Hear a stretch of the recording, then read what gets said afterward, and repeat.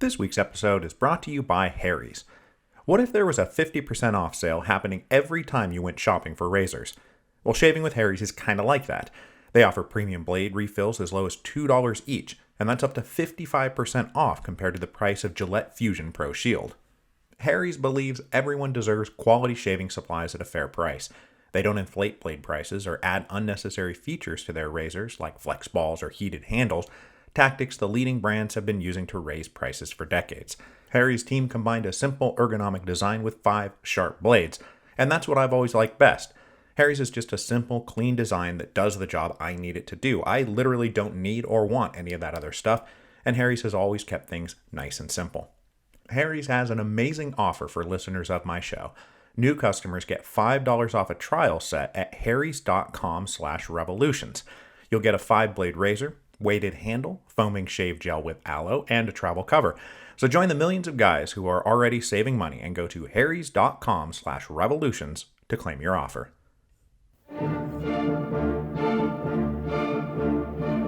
Hello, and welcome to Revolutions. Episode 10.36, The Bulygin Constitution. So things are going great for Tsar Nicholas. The war with Japan he did not believe would ever happen because he had not wished it, had gone ahead and started anyway. And then, despite all the hubris Russia could muster, the war he had not wished for turned into a non-stop string of humiliating defeats. Once the stark naked reality of the regime's inept overconfidence had been laid bare, the Tsar and his ministers faced a sudden assault on their legitimacy. An assault launched first by the educated intelligentsia, then aggrieved workers, and now included Nicholas's beloved peasants. In 1904 and 1905, the Tsar and his ministers had been faced with 2 great crises, one foreign and one domestic, and they had failed to meet either challenge. The common denominator in both cases was the blithe inability of the regime to comprehend the problems they faced, living as they did in a hermetically sealed imperial bubble which reality was not allowed to penetrate. They believed themselves strong when really they were weak. They believed themselves loved when really they were hated. They believed themselves brilliant when really they were inept. Ministers, senior officials, and high-ranking military officers held their jobs thanks to connections or loyalty rather than talent and expertise. Not only were they incapable of properly cleaning up a mess, they were incapable of understanding that they themselves had made the mess in the first place. It must be someone else's fault. A few malcontented intellectuals too smart for their own good, or some uppity students who should shut up and go back to class, or some ungrateful workers who complained all the time because they were lazy and selfish. And because the halls of imperial power were full of racist xenophobia, they of course also blamed foreigners and Jews. When reality did penetrate their hermetically sealed imperial bubble, say with the fall of Port Arthur or Bloody Sunday, their response was always far too little and far too late. By which point, these far too little and far too late solutions only antagonized the situation because they were so obviously too little and so obviously too late. And so Nicholas and his ministers could just never catch up to the curve. And today's episode is about them continuing to not catch up to the curve. Some of them continuing to insist in the face of everything that we've been talking about that Russia's problems weren't nearly as big as they were being made out to be. And besides, it wasn't their fault.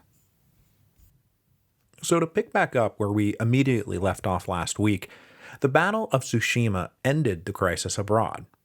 It brought to a close a string of humiliating defeats, with the mother of all humiliating defeats. The war was over. Russia had lost. The Tsar convened a council of his most trusted advisors and senior generals, and they decided to accept an offer from U.S. President Theodore Roosevelt to broker a treaty between Russia and Japan. To handle negotiations, the Tsar called upon Sergei Witte, who, remember, had been in charge of Far East diplomacy until the ministry elected to bumble its way into a war Witte had tried to tell them not to bumble into. Witte had been expecting that the massive crises of the past 12 months would lead to him being recalled to a position of real influence and authority, and was disappointed and a bit grumbly that his assignment was now to go negotiate an end to the war that he would have avoided entirely. And he said, "Where there is a mess to be cleaned up, they always call Witte." But he took the assignment and led a delegation to Portsmouth, New Hampshire. By way of final instructions, the Tsar came back around to his usual place of benighted hubris, telling Witte to play hardball, make no territorial concessions, agree to no reparations, and accept no limits on Russian activity in the Pacific. Now, as we'll see next week, Witte is going to do the best that he can, and he does have a few aces up his sleeve. But it's like, Your Majesty, we lost. A critical mistake the regime then made at this juncture was that they didn't tell anybody they were going to negotiate a peace. In an effort to protect Russia's honor, they kept the negotiations secret from the public. And to keep this bluff going, they did not stop calling up reservists even after news of the Battle of Tsushima made the rounds. So across the empire, families were learning that the Russian Navy had been sunk as they continued to watch their friends and family and loved ones get called up for service. And called up to do what exactly? Die for a pointless war that cannot be won, apparently. So the general incredulous fury spreading across the empire down to its deepest roots only intensified. The regime simply did not recognize how much lying about everything in a ham-fisted effort to protect their image was doing even more damage to that image than publicly admitting that the war was over. And this had some direct consequences. Within a week of Tsushima, the governor of Moscow province invited peasant communities in the region to come together and issue a statement saying that they supported both the Tsar and the war effort. Instead, representatives of these communities took the opportunity to get together and form the All-Russian Peasants' Union, the germ of the first organization of peasants that was national in scope. This new union had little interest in issuing subservient declarations in support of a regime they believe now to be a colossal failure. Of even greater historical interest, the Battle of Tsushima also happened to coincide with the single longest strike of the Revolution of 1905 so far. The industrial city of, and just bear with me here, Ivanovo-Voznesensk lay about 200 kilometers northeast of Moscow. It was home to about 80,000 people and was a major center of textile production. Now, thus far, the workers of Ivanova had taken almost no part in events. Even after Bloody Sunday, the city had only seen one small and fleeting demonstration. But on May the 12th, a strike began that was called in the midst of the May Day strikes that we talked about last week, and it began spreading with surprising rapidity. Within short order, 32,000 workers had walked off the job, and every factory in the city shut down, leading to the whole labor force being on strike, about 70,000 workers. Their initial demands were basic workplace things: an 8-hour day, a minimum wage, nurseries for their kids, pensions, the right to assembly, the right to sit down on the job. But because there were so many different factories involved in this, the striking workers elected a single council of 151 leaders to handle negotiations with the bosses and political officials. Now, when things had gotten out of hand, those bosses and political officials had split the scene, as had the overwhelmed local police force. This meant that there was no effective local government in place. So the Workers' Council assumed responsibility, and thus did the worker population temporarily wind up self-policing and self-governing itself. This unplanned and improvised assumption of political responsibility meant that, in retrospect, the Ivanova Workers' Council gets to go down as the first Soviet in Russian revolutionary history. Now, Soviet itself is not a magical word, it's just the word for council. But come 1917, it's going to take on far more significant revolutionary connotation. Now, the workers of this quote-unquote First Soviet did not assign themselves this mantle, nor have a self-conscious awareness that they were drawing up a blueprint for revolutionary worker takeovers of local government. It was just something that they did. But the solidarity of the Ivanova workers was remarkably high, and despite attacks and strikebreakers descending on them, to say nothing of the trials of life without work and wages, they held out from mid-May all the way to mid-July. Eventually, most were compelled by necessity to return to work, and then a few concessions from the owners brought back everybody else. But it was the longest strike in Russia so far.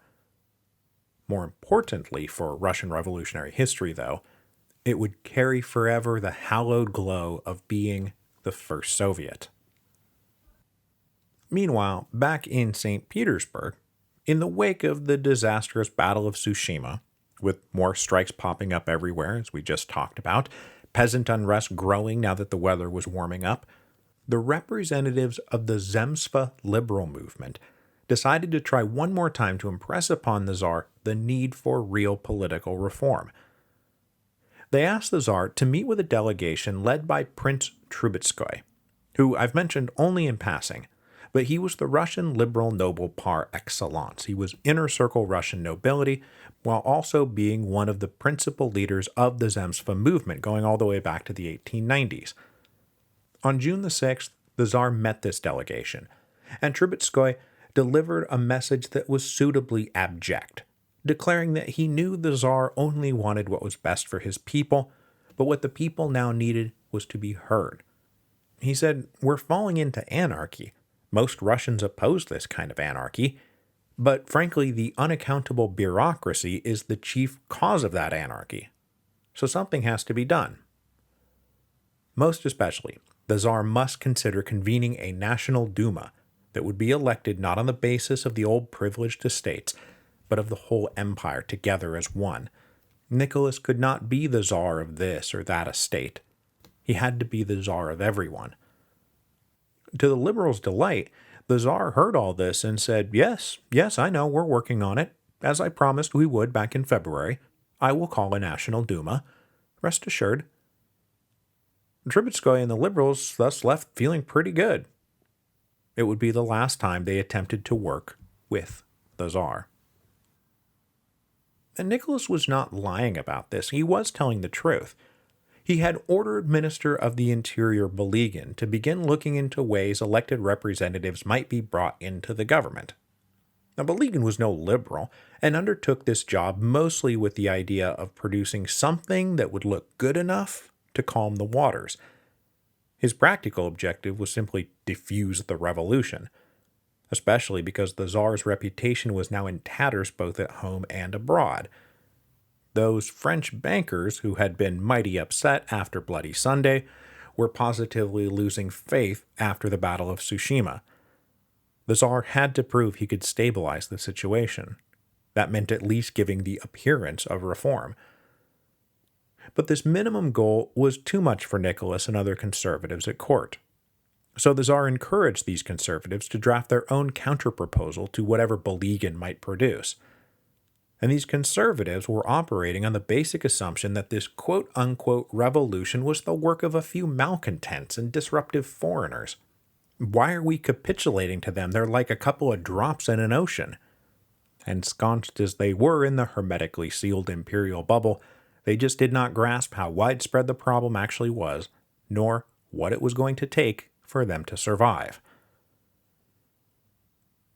But I must say that while they were wrong, they were not totally wrong.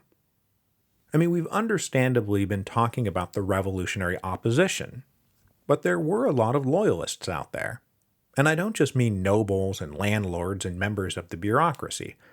I'm talking about openly reactionary peasants, workers, shopkeepers, and merchants who believed in orthodoxy, autocracy, and nationality just as fervently as Nicholas did. These people existed. There were a lot of them. So as the revolution of 1905 kept advancing, this reactionary part of the population started forming their own groups that soon became collectively known as the Black Hundreds.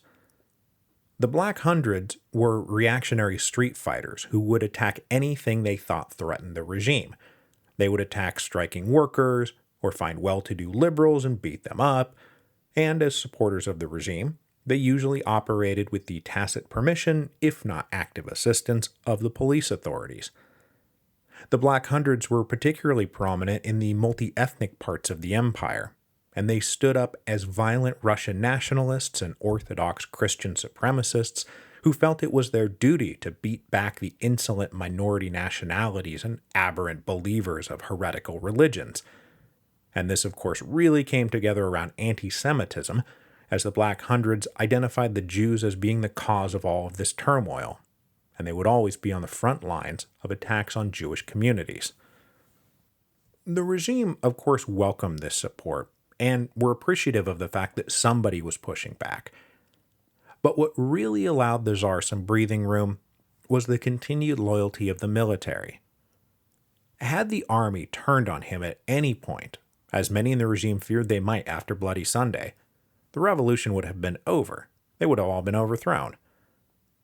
But for a variety of reasons, including that natural conservatism of the peasants who formed the rank and file, the army continued to reliably follow orders, even if morale was starting to crash. Now in the Navy, things were a bit different. Not completely different, but at least a little different. Noticeably different. Given the more industrial skills needed to man modern ships, the Navy tended to recruit from the skilled urban workers, the group that tended to be on the radical edge of the workers' movement. So inside the Russian Navy, there were pockets of avowed socialists and revolutionaries. Now you might be thinking, hey wait, hasn't the entire Russian Navy been sunk by now? And the answer is, no, not yet. The Pacific Fleet had been sunk, the Baltic Fleet had been sunk, but there was still a fleet in the Black Sea based out of Odessa.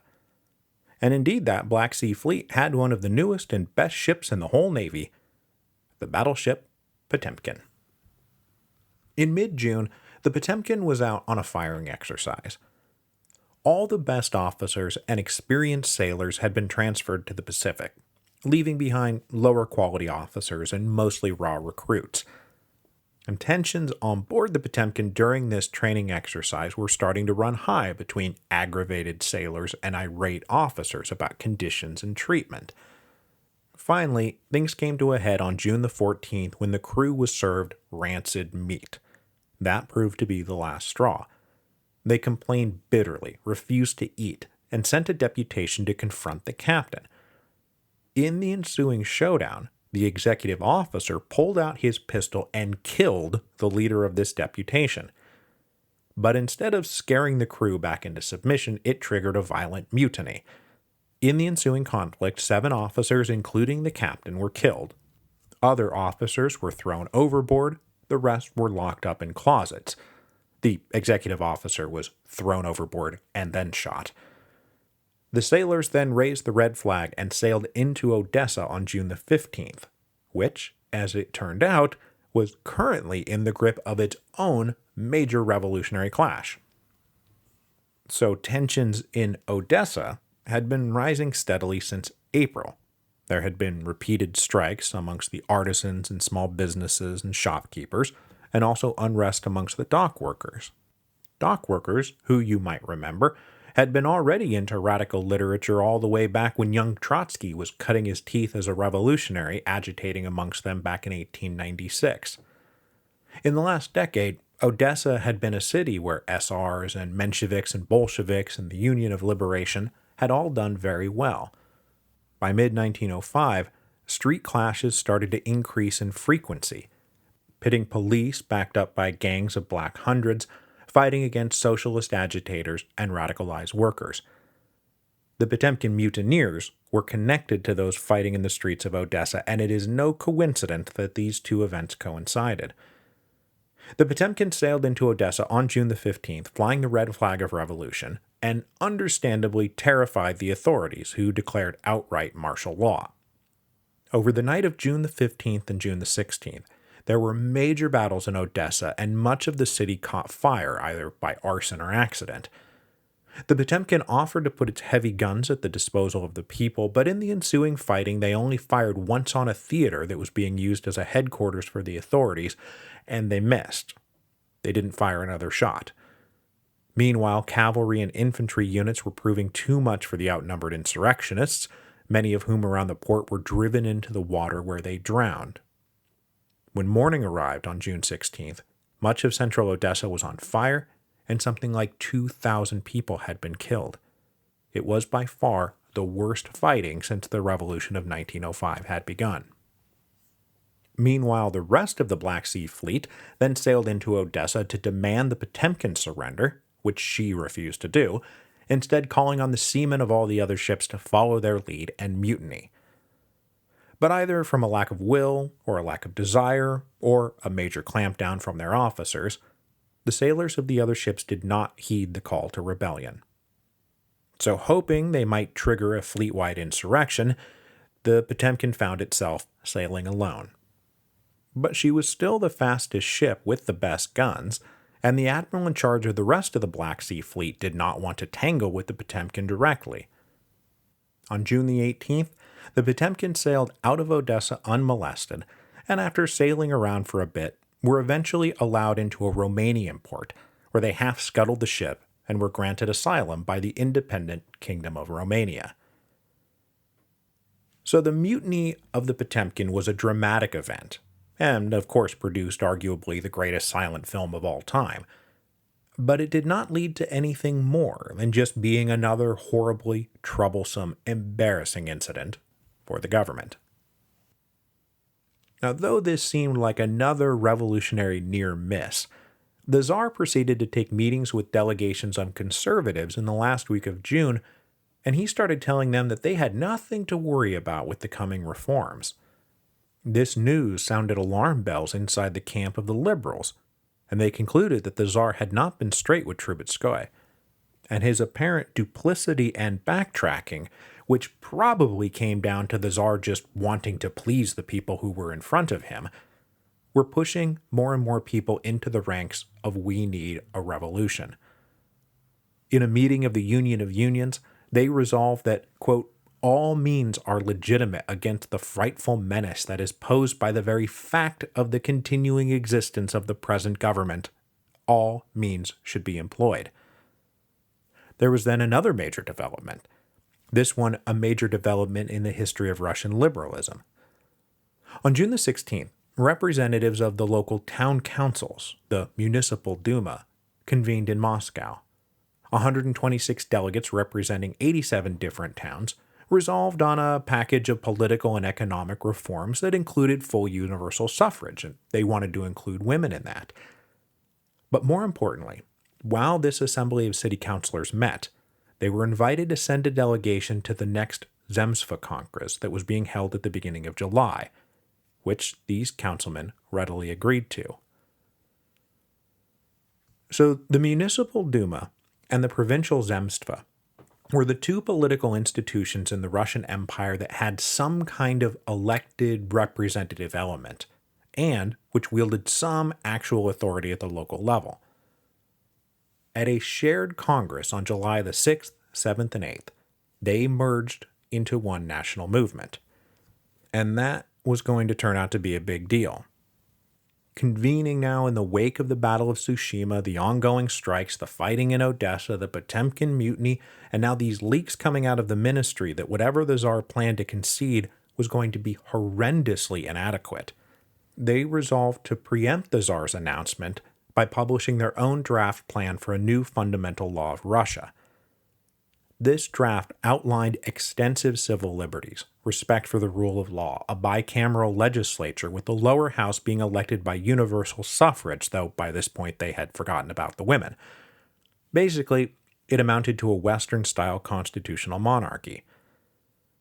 This Congress was allowed to convene and do its work without being arrested, but plenty of people inside the ministry, both among the practical moderates and the rigid conservatives, were awfully worried that what they were watching here was the National Assembly form right before their eyes. That if the regime didn't handle the rollout of their own concessions properly, that this Congress might just self-declare itself a National Assembly, just as the Third Estate had done in June of 1789.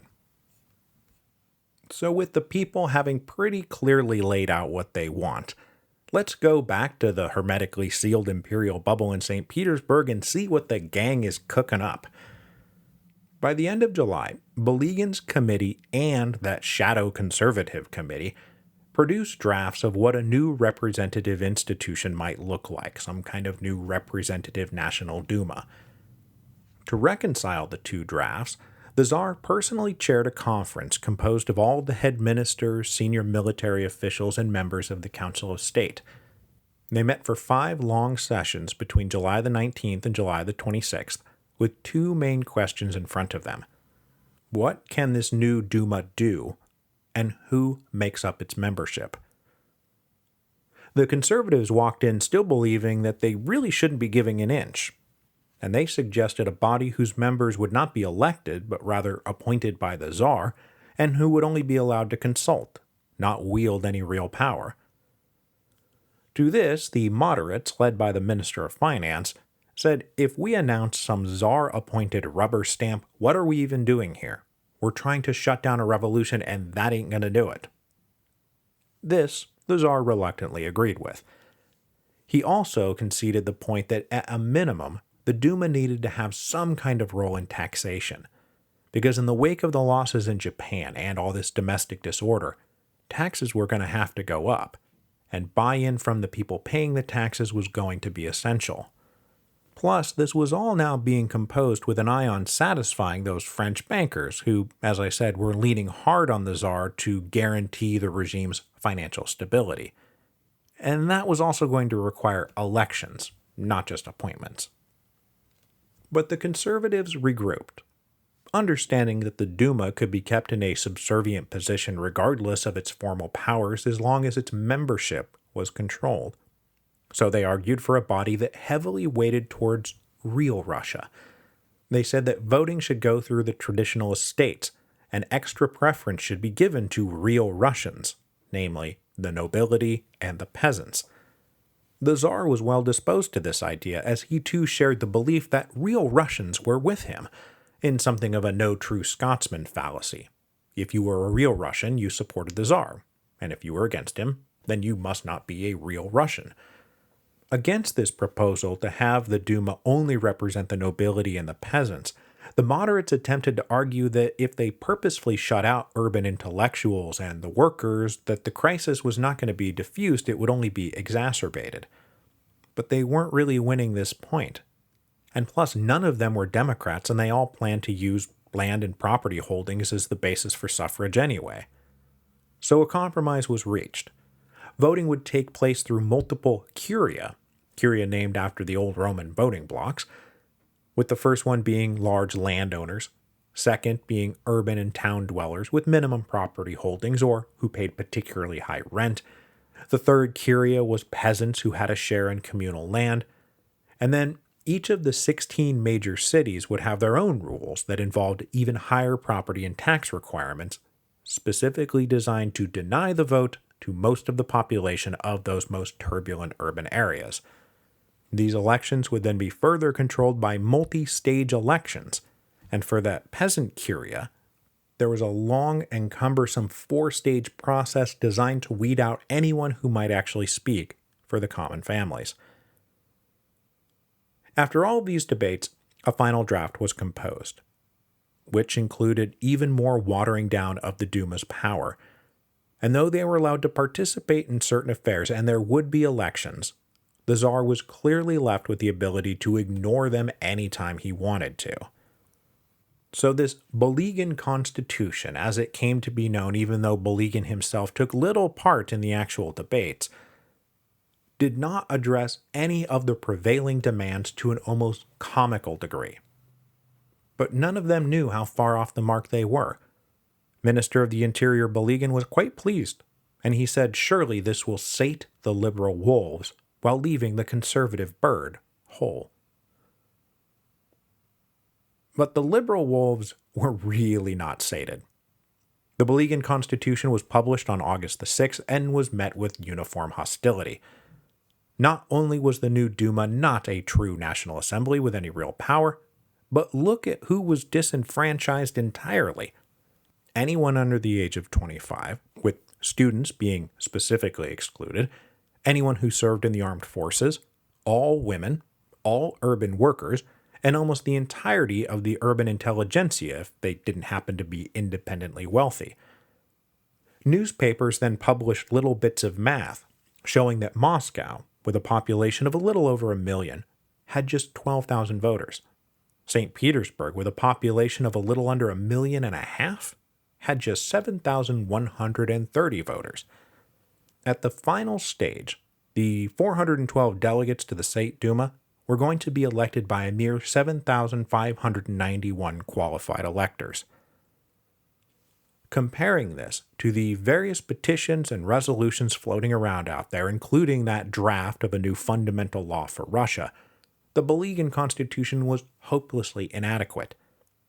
Now, had this been unveiled back in December of 1904, it would have been hailed as an enlightened and glorious response from the Tsar, the dawning of a new age of freedom. But in August 1905, it was scornfully derided for addressing no key points of contention, satisfying no demands, and utterly ignoring political, social, and economic reality. The only question for the liberals who did qualify to vote was, do we boycott this, or do we participate in the election specifically with the tactical aim of using the Duma as the next headquarters for our continued demands for reform? But funny thing about those elections, they never happened, and the Bulygin Constitution was almost instantly reduced to being a mere historical footnote. Not the capstone or end of anything, but simply further proof of the Tsarist regime's woefully inadequate and tardy responses to events, because as plans for the first election were being laid in September 1905, a workers' strike broke out. Now, strikes like this had been popping up off and on all year, so at first it didn't seem like a big deal. But then it grew, and it spread, and suddenly it was everywhere. The Tsar and his ministers, who very briefly believed that they had finally gotten out ahead of things, were now staring down the general strike of October 1905. A general strike which was going to smash the hermetically sealed imperial bubble of willful denial once and for all.